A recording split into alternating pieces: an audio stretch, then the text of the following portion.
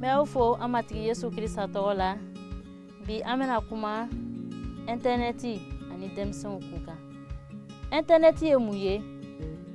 Interneti ye barake mine ye.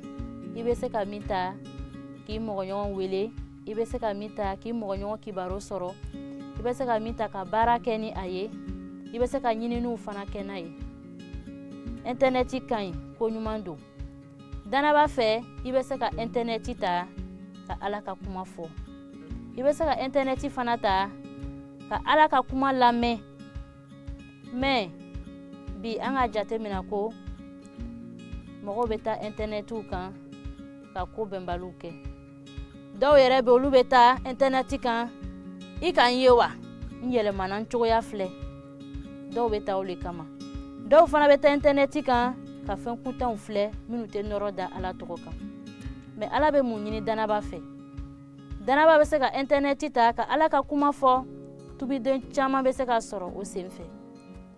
Mais matigi bɛ min ɲini fɛ ko I ka interneti ta ka kɛ baarakɛminɛ ɲuman ye, I kana kɛ baarakɛminɛ jugu ye.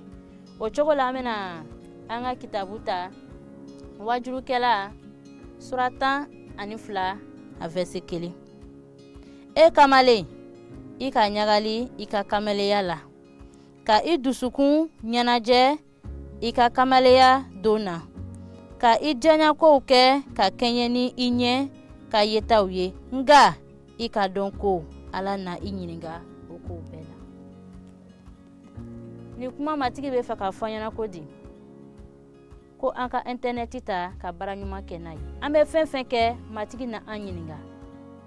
Ne bɛ jijali kuma de di aw ma ko a ka jija ka interneti ta ka kɛ baara ɲuman ye, a kana ta ka a yɛlɛma.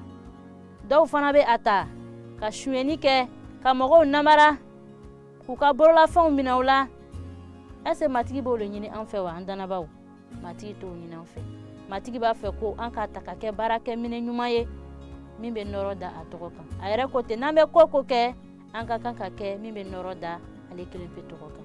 Donc ni ye jijali kuma ye ka fɔ aw ɲɛna ko a ye interneti ta ka baara ɲuman kɛ n'a ye. Ani bɛ kuma bangebaaw fana fɛ.